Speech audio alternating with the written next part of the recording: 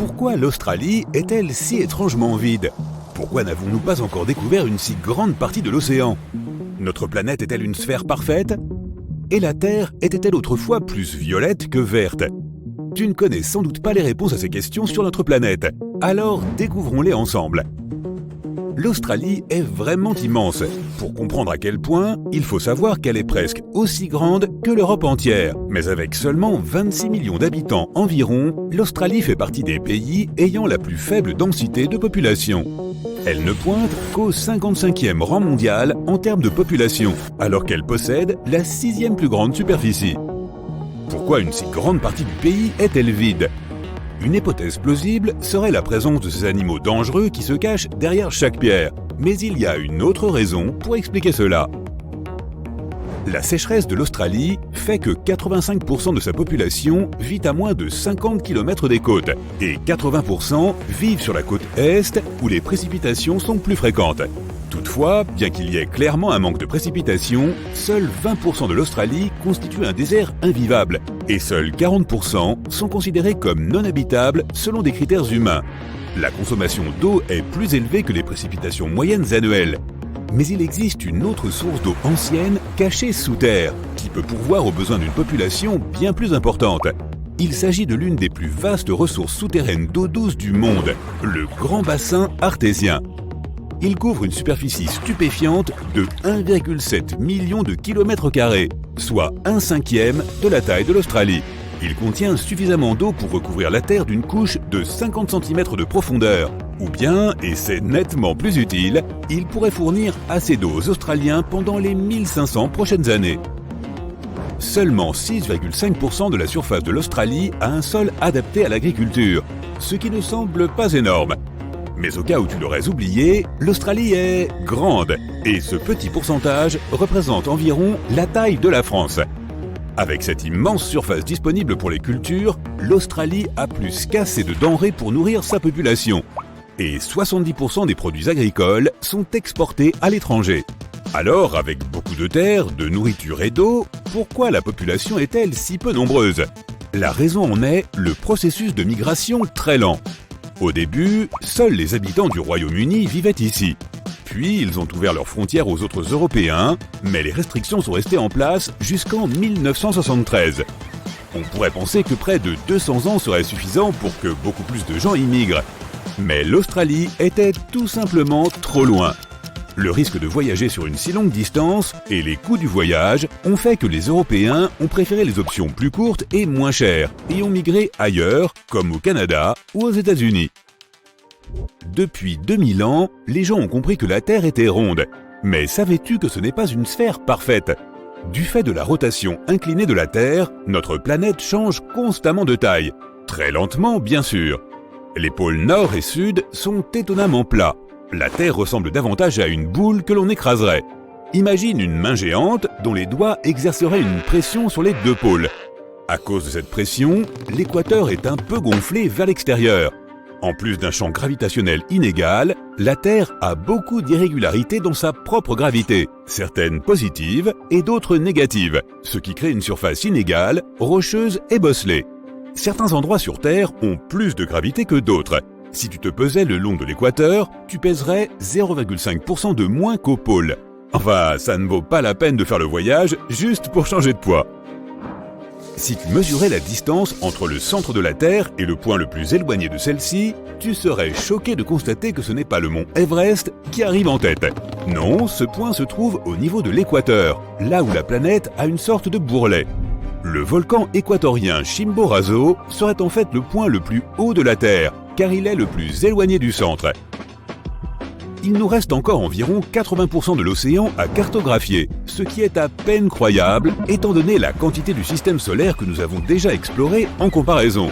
Toutefois, nous connaissons de nombreux détails incroyables sur l'océan. Il couvre plus de 70% de la surface de la planète, abrite 94% de la faune et de la flore terrestre, et grâce à la vie qu'il abrite, jusqu'à 80% de l'oxygène de la planète y est produit, principalement par le plancton, les algues et les bactéries. L'un des endroits les plus célèbres déjà cartographiés est la fosse des Mariannes. C'est le point le plus profond de la Terre, avec une profondeur de près de 11 000 mètres, soit pas moins de 5 fois la longueur du Grand Canyon, et davantage que la hauteur du mont Everest. Elle abrite aussi l'un des fonds marins les plus anciens de la Terre, resté à l'écart pendant environ 180 millions d'années. La pression au fond est de plus de 1000 bars, mais bien que ce soit 1000 fois plus que la pression normale, la vie y est toujours florissante. Dans tout l'océan, on estime que plus de 3 millions d'épaves gisent dans cette profondeur trouble. D'innombrables artefacts y reposent intacts et il pourrait y en avoir plus que dans tous les musées du monde. La dorsale médio-océanique est la plus longue du monde, atteignant 64 000 km, soit près de 10 fois la taille de la cordillère des Andes, qui est la plus longue chaîne de montagnes sur Terre. Le Soleil est à l'origine de la couleur bleutée de l'océan. Cette couleur ne provient pas de la réflexion du ciel, bien qu'ils soient tous les deux bleus pour la même raison. La surface de notre planète reçoit la lumière blanche du Soleil et elle absorbe plus fortement les lumières orange, rouge et jaune. Elle n'absorbe pas autant la lumière bleue, ce qui fait qu'elle y est réfléchie et parvient telle qu'elle jusqu'à nos yeux. Bien sûr, cela ne se produit qu'en fonction de la pureté de l'eau. Si l'eau est pleine de boue ou d'algues, elle disperse la lumière et efface le bleu naturel de l'eau. Il existe de nombreux facteurs qui déterminent les couleurs que nous voyons sur notre planète. Savais-tu que la Terre n'était pas verte autrefois? Elle était violette. La chlorophylle dans notre atmosphère absorbe principalement les longueurs d'onde bleues et rouges du Soleil et reflète les vertes pour donner l'aspect que nous associons aujourd'hui à notre planète. Il y a longtemps, un ancien microbe appelé rétinal dominait la Terre à la place de la chlorophylle. Il absorbait la lumière verte et réfléchissait la lumière rouge et violette. Ces microbes avaient une structure plus simple. Il était donc plus facile à produire dans l'environnement à faible teneur en oxygène de la Terre primitive. Ils ont donné à notre planète une teinte violacée au lieu du vert. Mais la chlorophylle est plus efficace, et à mesure que la Terre se développait, elle a fini par prendre le dessus. Imagine qu'il y a des milliards d'années, des observateurs lointains pouvaient voir notre maison comme un petit point violet. Le plus grand arbre sur Terre est un séquoia géant nommé General Sherman. Il mesure plus de 85 mètres, atteignant presque la hauteur d'un immeuble de 26 étages. On pense qu'il a environ 2700 ans et sa circonférence est de 25 mètres. Son poids est stupéfiant, 1800 tonnes. C'est lourd, mais ce n'est même pas l'être vivant le plus lourd de la Terre. En Utah, un énorme bosquet d'arbres appelé Pando fonctionne comme une seule colonie d'arbres. L'énorme système de racines les relie tous ensemble avec jusqu'à 47 000 tiges. Il pèse près de 6 000 tonnes et a 80 000 ans. Cela en fait la plus ancienne chose vivante connue des humains. Maintenant, qu'en est-il de la plus grande surface d'un seul être? Au large des côtes de l'Australie occidentale, une algue atteint une taille impensable. L'algue ruban de Poséidon pousse depuis 4500 ans, en propageant des pousses-clones souterraines. Elle est entièrement connectée et partage le même ADN avec la plupart de ses pousses. Elle couvre une superficie incroyable de 200 km², soit l'équivalent de 28 000 terrains de football ou la taille du Nebraska. Et elle ne s'arrêtera pas là, car elle continue de grandir de 60 cm chaque année. Il est difficile de se représenter l'ampleur de ces êtres. Alors imagine si en plus ils étaient violets. Je vais te présenter un endroit où les lois de la physique prennent des vacances. Bienvenue au Mystery Spot, où tu pourras assister à toutes sortes de choses invraisemblables qui te laisseront bouche bée. Ne t'inquiète pas, il ne s'agit pas de sorcellerie. Il s'agit simplement d'illusions d'optique astucieuses qui perturbent ton cerveau et te font douter de la réalité. À l'époque de la Grande Dépression, les gens avaient besoin de distractions amusantes. C'est ainsi que l'industrie du divertissement a eu l'idée de créer les Mystery Spots. L'un des plus célèbres se trouve près de Santa Cruz, en Californie. Et déjà, ce nom est intriguant, n'est-ce pas? Une fois à l'intérieur, tu verras des gens debout sur un sol incliné ou à des angles impossibles sur une surface plane. Tu verras une balle remonter une rampe en défiant la gravité et la logique. On se croirait dans une fête foraine, mais sans tous ces clowns effrayants. L'endroit est connu pour ses démonstrations qui, sur le chemin pentu qui mène au bâtiment, et à l'intérieur même de celui-ci, semblent passer outre les lois de la gravité et de la physique. La hauteur et l'orientation des objets te paraîtront erronées. Parmi les illusions, tu verras des balles rouler vers le haut et des personnes se pencher plus bas que ce qui est normalement possible sans tomber. Les psychologues de Berkeley affirment que toutes ces perceptions erronées proviennent du simple fait que la maison est inclinée à un angle de 20 degrés. Notre prochaine étape se situe également aux États-Unis, mais cette fois au barrage Hoover dans le Nevada. Ici aussi, la gravité semble se jouer de nous. Si tu t'y rends un jour, fais l'expérience suivante. Verse l'eau d'une bouteille sur le barrage. Tu verras qu'au lieu de descendre, l'eau se mettra à couler vers le haut. La raison en est un courant ascendant très puissant créé par la structure du barrage. En d'autres termes, l'eau est emportée vers le haut par le vent. Cette bizarrerie n'est pas propre au barrage. Il existe une cascade inversée dans les îles Féroé. Ce phénomène météorologique naturel est connu sous le nom de chute d'eau inversée. Imagine un gigantesque tourbillon d'embrun remontant le long d'une falaise rocheuse et abrupte de 470 mètres de haut. Comment ce phénomène fou se produit-il ? Tout simplement grâce à une colonne d'air en spirale qui tourne à proximité des falaises en créant un effet de mini-tornade. Lorsque le vent atteint le bord de la falaise, il augmente en force et entraîne l'eau côtière, qui éclabousse alors la falaise et crée un immense entonnoir d'eau et de vent. Apparemment, ces chutes d'eau inversées existent dans différents endroits, près des falaises de Moher en Irlande, dans les montagnes d'Islande, et même sur le site des chutes de Waipuya à Hawaï. C'est dire si Dame Nature sait faire preuve d'habileté. Ah, la colline magnétique du Ladakh, en Inde. La destination ultime pour un road trip hallucinant. Ici, tu pourras voir des objets et des voitures remonter une colline comme s'ils étaient pris dans une espèce de vortex magnétique. Il s'agit d'une illusion d'optique due aux pentes et à la configuration générale du paysage.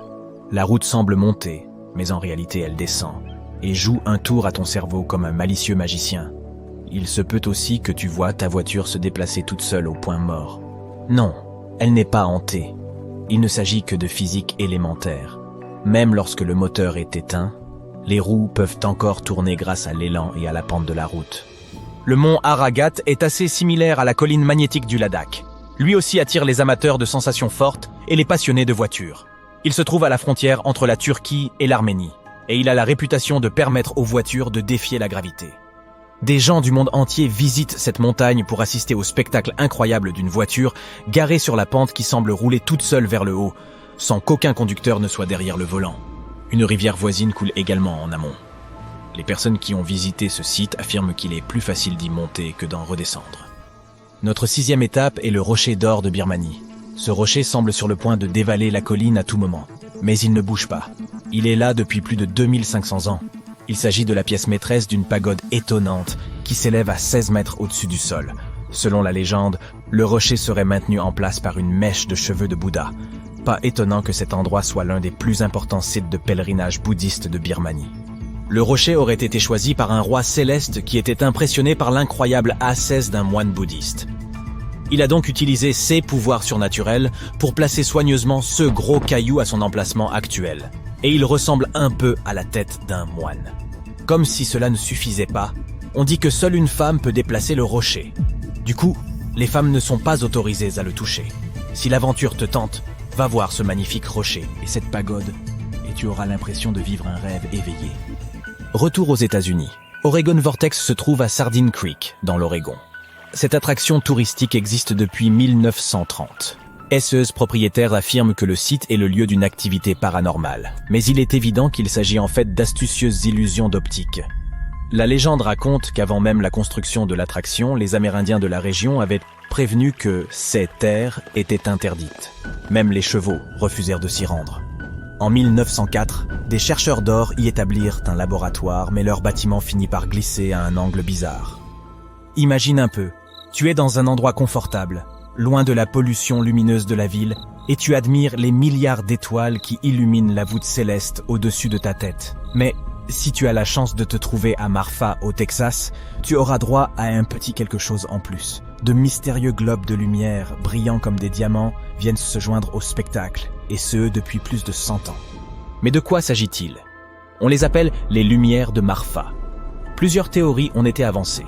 Certains pensent qu'il s'agit simplement des phares des voitures roulant sur une autoroute voisine, mais ce n'est pas très intéressant. D'autres pensent que ces globes sont des créatures qui essaient de transmettre un message aux simples mortels que nous sommes. Imagine-toi au bord d'un lac magnifique où tu peux admirer la vue pittoresque d'un volcan majestueux. Soudain, tu entends un grand boom et tu vois des flammes s'élever comme un feu d'artifice. Mais ne t'inquiète pas, il ne s'agit pas d'une éruption, c'est simplement le kawaii-gen qui, dira-t-on, s'exprime. Ce spectacle est dû à un phénomène naturel dans lequel des gaz sulfuriques traversent les roches et prennent feu au contact de l'air extérieur. Le résultat ? Des flammes qui s'élèvent jusqu'à 5 mètres de haut et bleues comme les néons les plus cools du monde. Et comme si cela ne suffisait pas, le soufre liquide qui coule sur les flancs de la montagne ressemble à une rivière de lave bleue électrique. C'est un spectacle à la fois terrifiant et époustouflant que tu ne seras pas près d'oublier. En parlant de choses inoubliables, le dôme de Risha en Mauritanie est une énigme pour les astronautes depuis le début du programme spatial de la NASA. Cette structure circulaire de la croûte terrestre est le résultat d'un phénomène volcanique géant totalement effondré à la suite d'une longue érosion différentielle. En allant du centre de la structure vers l'extérieur, on remonte le temps, les couches rocheuses les plus anciennes se trouvant au centre. Ce phénomène géologique est constitué de roches sédimentaires et ignées et mesure 45 km de diamètre.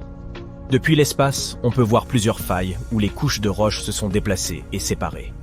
Le dôme de Risha se trouve au cœur du désert du Sahara. Et voilà, c'était notre top 10. Souhaiterais-tu ajouter quelque chose à cette liste ? La fosse des Mariannes est l'endroit le plus profond et probablement le plus mystérieux de la planète, quoi que cela veuille dire. Des créatures bizarres telles que le poisson pêcheur des profondeurs, le requin lutin et l'exanquiforme, le poisson fantôme ou encore le poisson hachette vivent dans une fosse en forme de croissant dans le Pacifique occidental. 3 personnes seulement sont descendues au fond à bord du Challenger Deep à l'extrémité sud de la fosse des Mariannes. Ici, à une profondeur de près de 3350 mètres, des cheminées laissent échapper du dioxyde de carbone et du soufre liquide.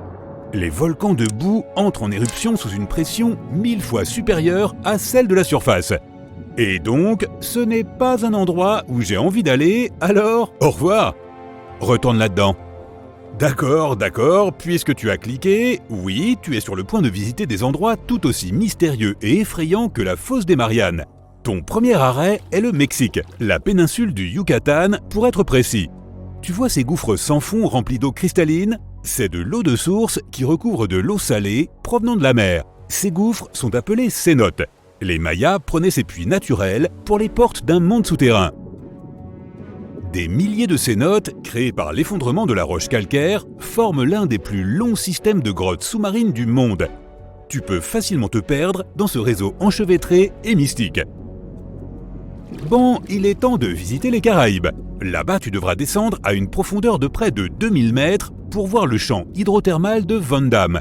Les cheminées hydrothermales projettent des jets d'eau boueuse et brûlante dont la température atteint 204 degrés Celsius. C'est presque assez pour cuire une pizza. Ces monticules sont faits de talc, une substance que l'on trouve dans la poudre pour bébé.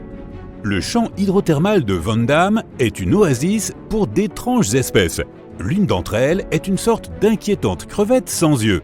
À la place, elles sont équipées de plaques de cellules photosensibles sur leur dos. Cette fois, pas besoin de voyager très loin. Le prochain mystère sur ta liste se trouve aussi dans les Caraïbes. Juste au large des côtes du Belize, il y a un gouffre géant. Il est aussi bleu. Oui, c'est le Grand Trou Bleu. Ce truc fait environ 305 mètres de diamètre et plus de 122 mètres de profondeur. Il y a très longtemps, c'était une grotte, jusqu'à ce que la montée des eaux la remplisse et la fasse s'effondrer sur elle-même.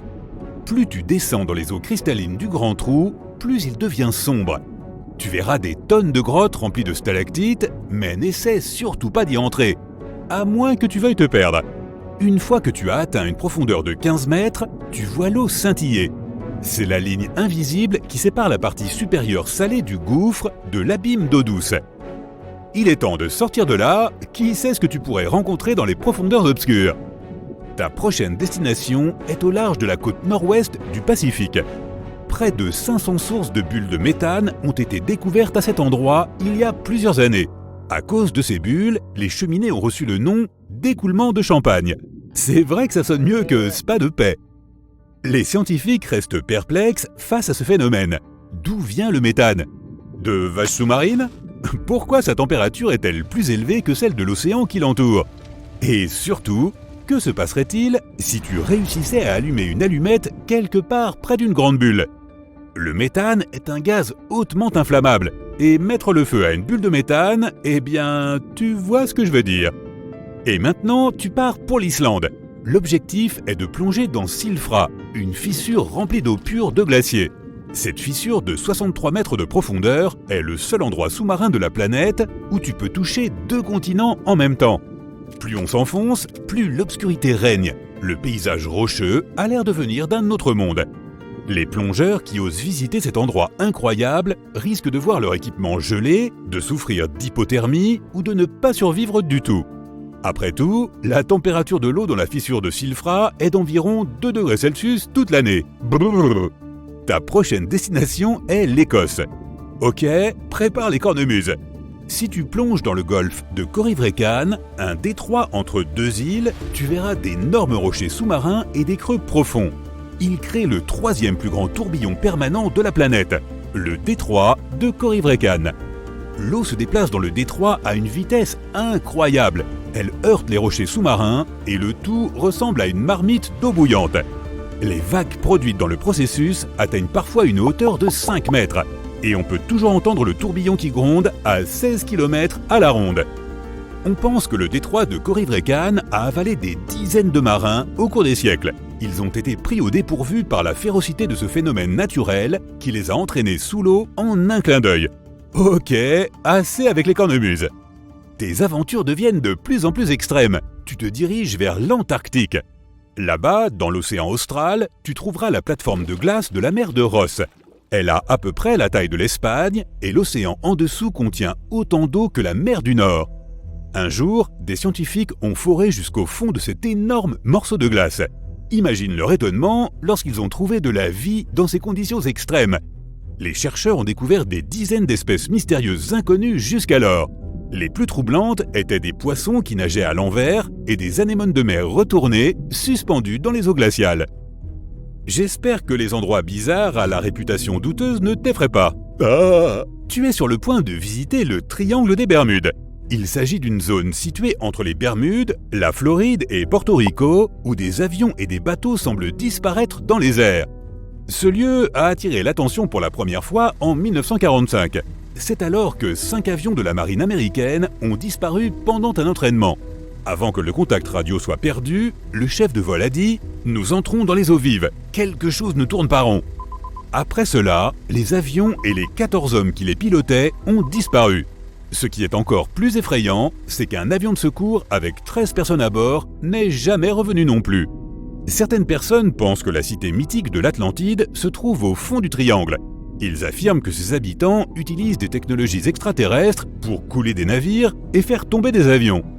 D'autres attribuent la faute à des phénomènes naturels rares et inconnus, par exemple des anomalies magnétiques ou des énormes poches de méthane inflammables. On recommence. Alors si un éclair enflammait une bulle de méthane géante près d'un navire ou d'un avion, cela pourrait probablement le faire couler sans laisser de traces, sauf l'odeur. Mais le méthane se trouve partout dans le monde et il ne se comporte jamais de cette façon. Certains experts ne sont pas sûrs qu'il y ait un mystère à expliquer quoi qu'il en soit. De nombreuses routes maritimes très fréquentées passent par cette zone.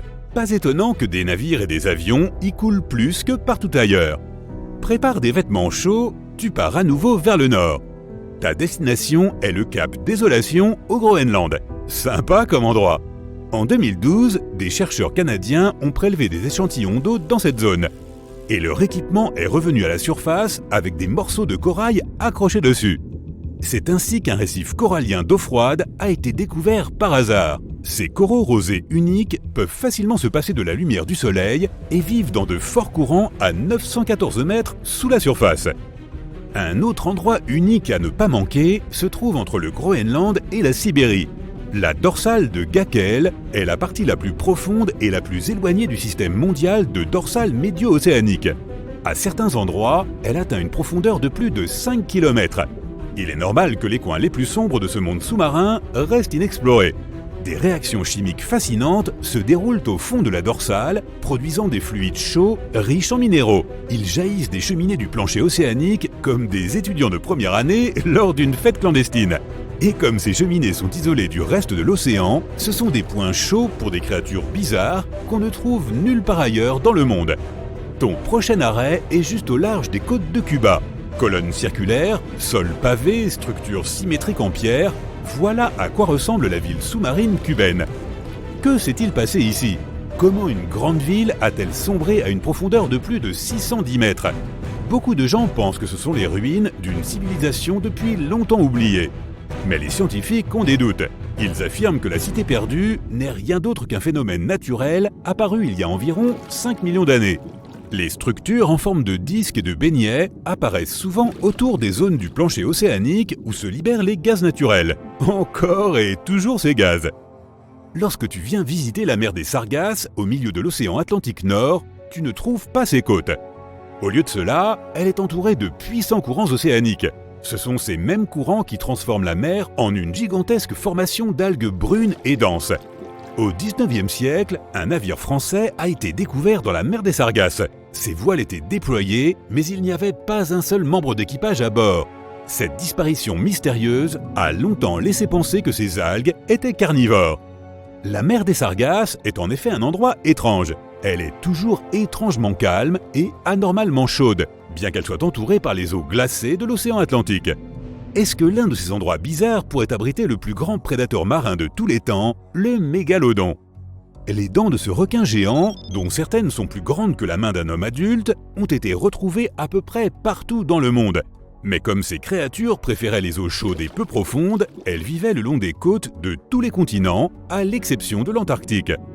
En d'autres termes, ce serait une perte de temps de chercher le prédateur géant dans les profondeurs de la fosse des Mariannes, au Groenland ou dans les cénotes mexicains.